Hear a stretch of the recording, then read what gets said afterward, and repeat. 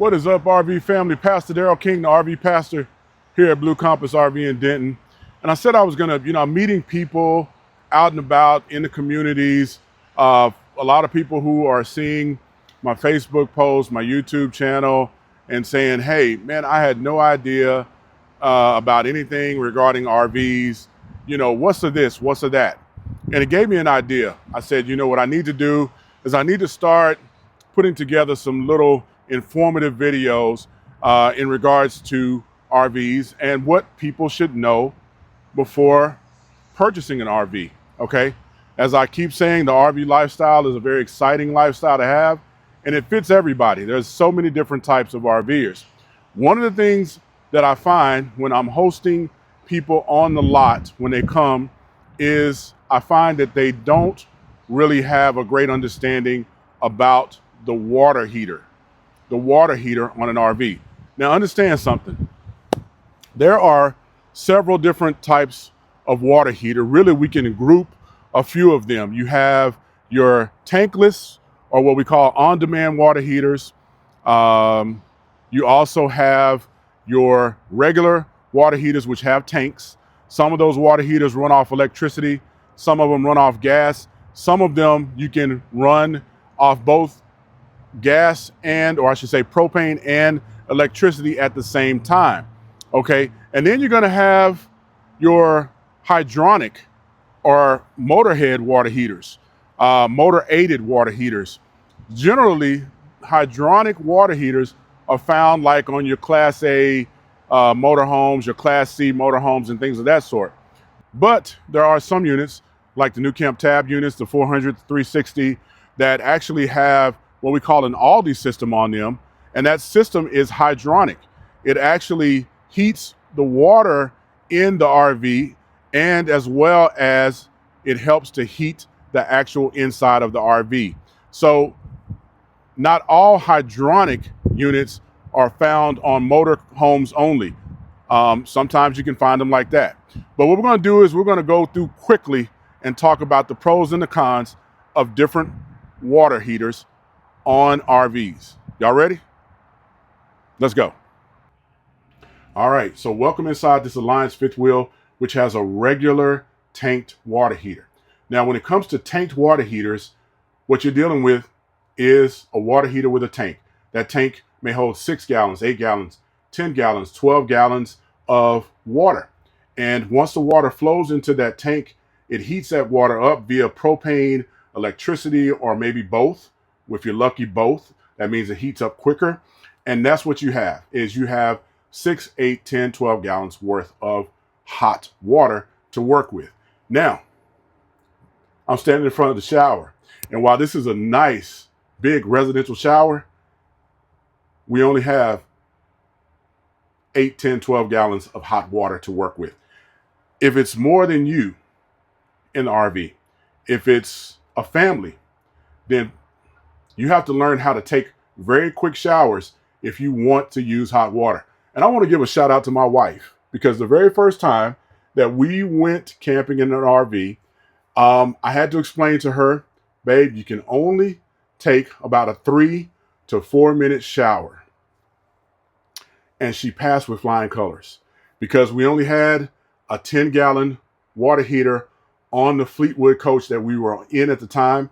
And so I said, hey, you only have so much hot water. Now, what happens is that if you continue to use more, then more water has to run into that hot water heater. And then you have to wait until the water is heated up. And that's the big thing.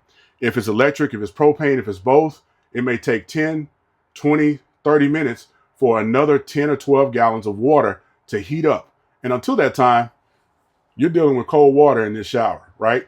So there are pros to having a regular tanked water heater. They're cheaper to maintain. They're easier to winterize. And if you get the version that will allow you to heat with electricity and propane, then basically you have a version that will heat water quicker. Okay. But everyone has to be disciplined. In any situation in which you use hot water, sinks, showers, understand that you have to manage your hot water. Now, in the summertime, that may not be a big deal, but if you've ever done some winter camping and you really enjoy those warm showers and that warm sink water, you have to be careful and learn how to manage your hot water. So that's the regular tanked water heater. Let's move on to the tankless water heater. All right, family, so let's now talk about the tankless water heater. You may hear older generations call it a tankless hot water heater, which we'll talk about in just a second, or sometimes called an on-demand water heater. That's probably a more relevant term. More and more RV manufacturers are installing on-demand water heaters on RVs. And when you think about it, it's a great option to have. When you're shopping for an RV, if you can get one, I personally would opt for it every time. Now, standing here in this Alliance travel trailer, which has a tankless or on-demand water heater, what are the perks? Well, it's on demand. And basically, in theory, you never run out of hot water.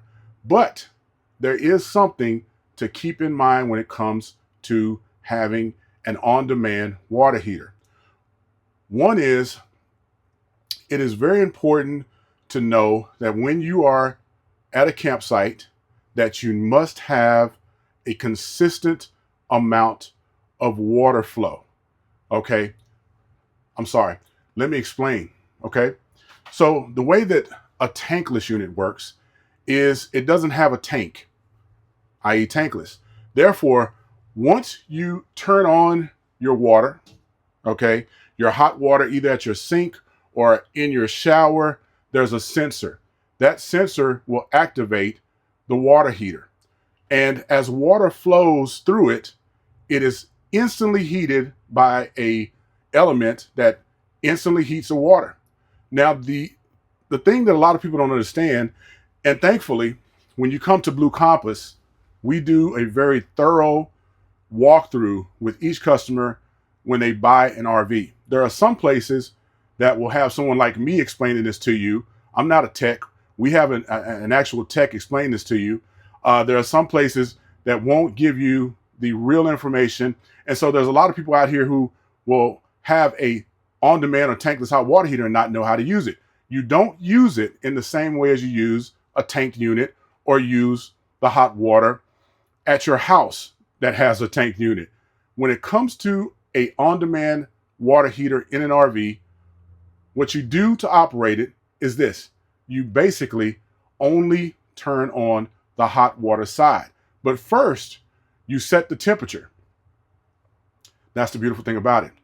You're basically able to set the temperature on your thermostat, which looks like this. It looks like a regular thermostat that you may have for like an AC unit. And what you do is you set that temperature. Maybe you want your water to be at 74 degrees. Maybe you want it to be at 80 degrees. That's the reason why on demand is a great term for it, because not everybody's hot is the same. I may not want very hot water to be flowing. I may want warm water to be flowing. I may want lukewarm water to be flowing. So what you do is you find the temperature that you like. You come in, you set the temperature, you turn on only the hot water side. You don't turn them on both. You don't have to balance the water when it comes to having an on-demand water heater in an RV. Some people will make the mistake of trying to turn on the hot water and then try to balance it with the cold water. You never touch the cold water side because you basically have one side at the optimum temperature that you want your water. And that's the beautiful thing. Now, they are more expensive to maintain. They are more expensive to winterize. And that is the thing about the on-demand heaters that offsets them.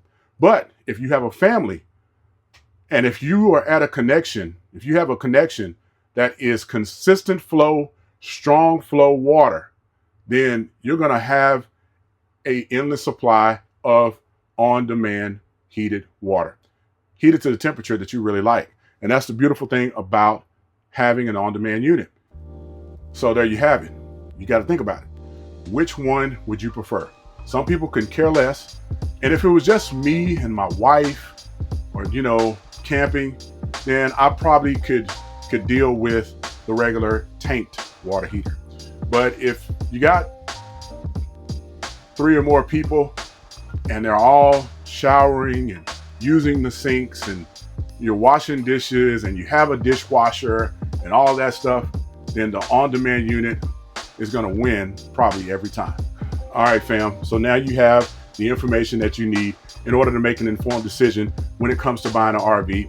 And it really doesn't matter whether that RV is motorized or towable. They all have different units on them. Some people will really like an RV that has a regular tanked water heater on it, and the only thing they want to change is the water heater.